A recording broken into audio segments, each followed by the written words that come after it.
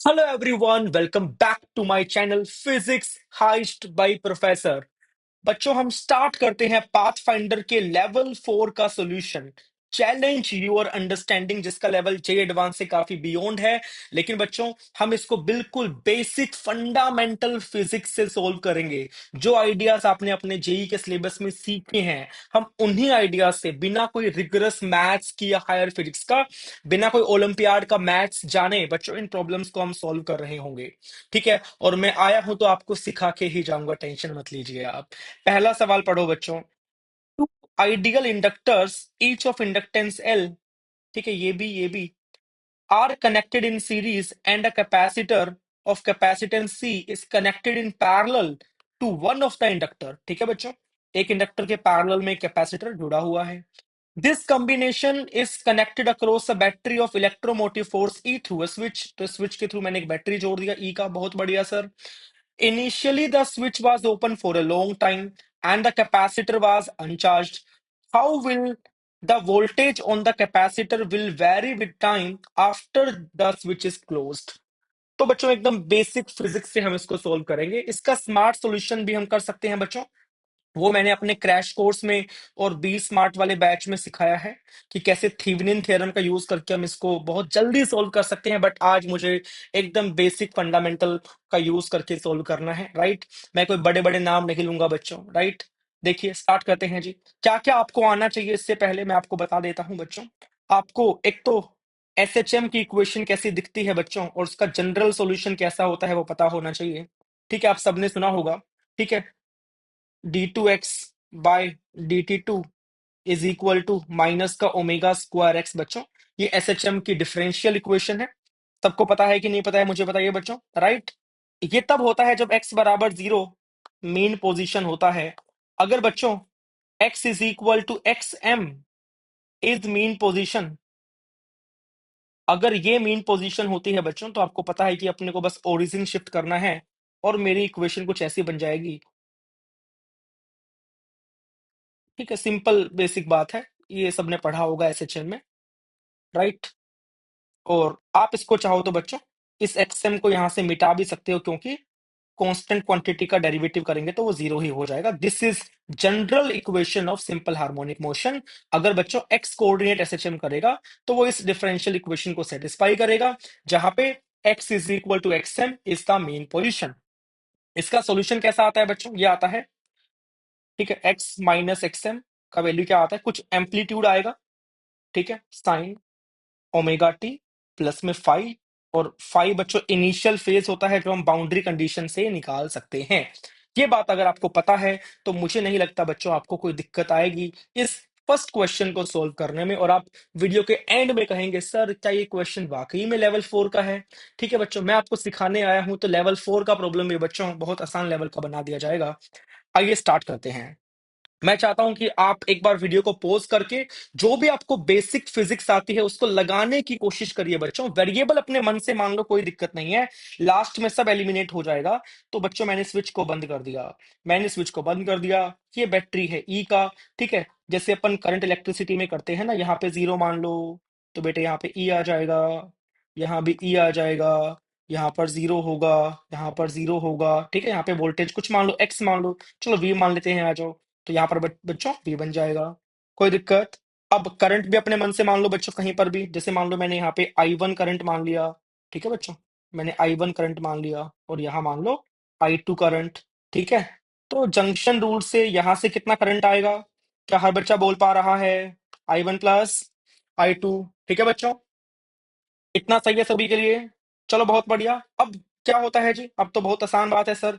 जो जो इक्वेशन आप कैपेसिटर के अक्रॉस लगा सकते हो बच्चों, इंडक्टर के अक्रॉस लगा सकते हो, दोनों को लगाओ बढ़िया से। ठीक है, सबको पता होगा पोटेंशियल डिफरेंस क्या होता है इंडक्टर के अक्रॉस, याद है बच्चों, L D I by D T, जहां पे I is the current flowing through the inductor. तो अगर मैं इस इंडक्टर की बात करता हूं बच्चों, तो क्या बनेगा इक्वेशन, क्या सबको दिख रहा है, E minus V is equal to inductance तो एल है इसका, D by D T of current क्या होगा बच्चों, करंट होगा I1 प्लस I2। देखिए जरा, क्या हर बच्चा इस इक्वेशन को समझ पाया है। सिमिलरली क्या इस इंडक्टर में आप इक्वेशन लिख पाएंगे, if yes then let me know v minus 0 is equal to L d by dt of current through the inductor, जो कि बच्चों I2 है। बोलो सही बात, कोई दिक्कत यहां तक? हाँ जी बेटे। अब यहां पर कैपेसिटर में बच्चों चार्ज इंपॉर्टेंट होता है, Q बराबर CV। तो अगर इस पे चार्ज मैं Q मान लेता हूं, Q, ठीक है बच्चों, तो Q का वैल्यू क्या बनेगा? C इंटू पोटेंशियल डिफरेंस कितना माना मैंने? V माइनस का 0, V है बच्चों V, ठीक है, V माइनस का 0। तो जो करंट होगा I1 वो क्या बनेगा? इस चार्ज के बदलने का rate dq by dt, capacitance तो बदलने वाला है नहीं बच्चों, तो यहाँ पे dv बाई dt आ जाएगा। बोलिए, लेकिन इन सभी इक्वेशन में बच्चों मेरे पास करंट का डेरिवेटिव है, तो आइए I1 का डेरिवेटिव निकालने का मेरा मन कर रहा है, तो मैं निकाल देता हूं बच्चों। तो क्या बनेगा? di1 by dt is equal to C बाहर चला जाएगा, d2v बाई dt2। बस हो गया, वी आर डन बच्चों, we are done.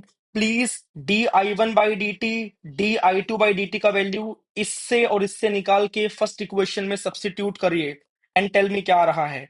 e minus का v is equal to L di1 by dt क्या है बच्चों? C times d2v by dt2। बोलिए जी, प्लस में, ठीक है बच्चों, di2 बाई dt क्या होगा? ये शायद v बाई L होगा बच्चों, ध्यान से देखिए। इतना सबको समझ में आया तो मैं आगे बढ़ूंगा। अब एल को अंदर मल्टीप्लाई कर दो बच्चों, क्या आ रहा है बताइए? क्या आएगा?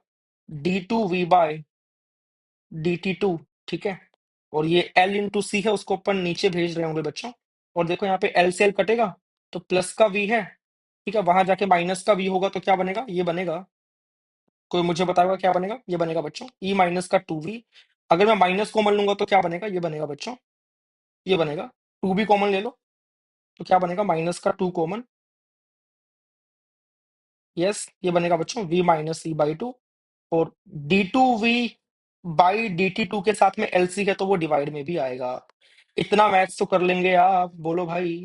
क्या ये वैसी ही SHM वाली इक्वेशन बन गई क्या? हाँ जी सर बन गई। कैसे वाली बच्चों?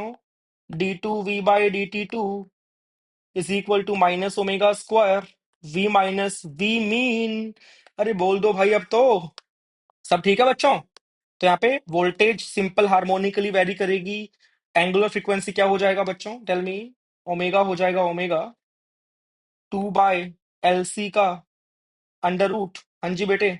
मीन पोजीशन कहाँ होगा इस वोल्टेज का? क्या वो भी दिख रहा है आपको? क्या वो E/2 होगा बच्चों? क्या वो E/2 होगा? क्या आपको सोल्यूशन पता है क्या होगा इसका? क्या बताया था मैंने? V माइनस V मीन बराबर सम एम्पलीट्यूड वोल्टेज का साइन ओमेगा टी प्लस का 5। आई थिंक बच्चों आपको voltage as a function of time मिल गया। बस आपको बाउंड्री कंडीशन यूज करके कुछ वेरिएबल को एवेल्युएट करना है। जैसे मुझे एम्पलीट्यूड नहीं पता बेटे और मुझे फाई नहीं पता, तो मुझे दो अननोन्स निकालने हैं, तो मुझे दो बाउंड्री कंडीशन लगानी पड़ेंगी। ठीक है बच्चों, वो कौन सी हो सकती है? शुरुआत में कैपेसिटर चार्ज था ही नहीं। बोलो भाई, अरे बोलो भाई, कैपेसिटर में शुरुआत में चार्ज क्या था? हाँ जी बेटे, कैपेसिटर में शुरुआत में चार्ज क्या था? 0 था, ठीक है जी। और कैपेसिटर के अक्रॉस पोटेंशियल डिफरेंस भी क्या था? शुरुआत में 0 था। तो इंडक्टर के अक्रॉस भी पोटेंशियल डिफरेंस शुरुआत में क्या हो जाएगा इसमें बच्चों? इस वाले में 0 हो जाएगा।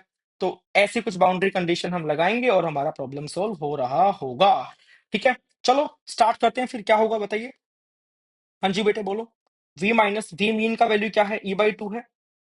v amplitude. अब प्रॉब्लम सोल्व हो गया बच्चों, फिजिक्स वाला पार्ट खत्म हुआ, अब मैथ्स शुरू होगा। तो व्हाट इज पहली boundary condition? Boundary condition number 1, at t बराबर 0, ठीक है, v बराबर 0, कैपेसिटर क्या था बच्चों? अनचार्ज था, ठीक है। अगर कैपेसिटर अनचार्ज था और ऑफ कोर्स बच्चों स्विच भी बंद था, तो एकदम से करंट तो नहीं आने वाला, करंट भी 0 था। करंट थ्रू कैपेसिटर वाज 0, ठीक है। अगर कैपेसिटर में से करंट 0 है बच्चों, यानी कि I1 0 है। अगर I1 0 होगा तो आप इस इक्वेशन से देखिए, इफ I1 इज 0 तो बच्चों dv बाई dt भी क्या होगा? 0 होगा, ठीक है, right. Implies dv by dt should give me 0। अब यहां से क्या बना इक्वेशन? बोलो, डिफरेंशिएट करो, क्या बनेगा? dv बाई dt, जिसको मुझे 0 पुट करना है, e का डेरिवेटिव 0, v एम्पलीट्यूड, ओमेगा बाहर आएगा बच्चों, साइन का कोस ओमेगा टी प्लस का फाई। टी बराबर 0 पर है तो ओमेगा टी क्या बन जाएगा? 0, केवल कोस फाई बन रहा होगा। और ये 0 होना चाहिए बेटे, तो यहां से फाई का वैल्यू क्या आ जाएगा? Phi will be 90।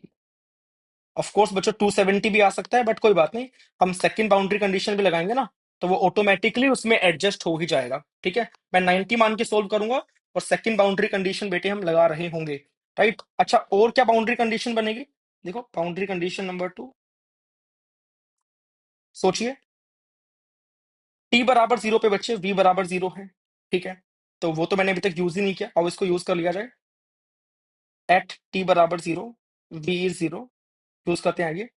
अगर v 0 बनेगा तो क्या बनेगा? 0 माइनस सी बाई टू, यानी कि माइनस सी बाई टू बराबर v एम्पलीट्यूड साइन टी बराबर 0 है ना बेटे, तो ओमेगा टी क्या बन जाएगा? 0, और फाइव को मैं 90 मान चुका हूं तो 90। राइट, तो v एम्पलीट्यूड का वैल्यू क्या आ गया? माइनस का e/2 आ गया। हो गया, दो अननोन, दोनों मैंने निकाल लिए। तो टेल मी क्या आएगा आंसर? बस अभी वैल्यू पुट कर दो यहाँ पे। v माइनस e/2 बराबर v एम्पलीट्यूड कितना है? माइनस e/2 है। ठीक है बच्चों, साइन व्हाट इज ओमेगा निकाल चुके हैं अपन, ओमेगा टी प्लस का फाइव था बच्चों, फाइव मेरा 90 आया है। What is sine 90 plus theta? सबको पता है कोस थीटा होता है, तो v का वैल्यू क्या बनेगा? e/2 वहां भेज दो बच्चों, e/2 कॉमन आ जाएगा तो 1 माइनस कोस ओमेगा टी, जहां पर ओमेगा मैं ऑलरेडी निकाल चुका हूं कितना? ओमेगा स्क्वायर मैंने निकाला था बच्चे, ओमेगा भी निकाल दिया, रूट में 2/LC हो गया बस। ठीक है बच्चों, this is how we can solve this question by most basic fundamental method. इसे बच्चों अपन डायरेक्टली भी कर सकते हैं, बहुत स्मार्टली भी कर सकते हैं बाय थेवेनिन थ्योरम। वो मैंने अपने क्रैश कोर्स में और बी स्मार्ट वाले बैच में या मेरे लॉन्ग ईयर वाले कोर्स में सिखा रखा है। तो आई होप आपको अच्छा लगा होगा। अगर आपको ऐसे ही बेसिक फिजिक्स सीखनी है फंडामेंटल लेवल से, एकदम स्क्रैच से बच्चों, अगर आप चाहते हैं कि ऐसे क्वेश्चंस में या इससे और टिपिकल क्वेश्चन में आपका पेन चले, तो आप डिस्क्रिप्शन में दिए गए लिंक से हमारे long year full year batch को चेकआउट कर सकते हैं या हमारे क्रैश कोर्स को चेकआउट कर सकते हैं। आपको बहुत अच्छी वैल्यू मिलेगी। एक बार आंसर मैच कर लेते हैं बच्चों। तो this is the answer, e/2 1 minus cos omega T. Fine. So अगली वीडियो में मैं क्वेश्चन नंबर 2 सोल्व करूंगा। आप तब तक क्वेश्चन नंबर 2 को पढ़ के ट्राई कर सकते हैं। Thank you so much, bye bye, जय हिंद।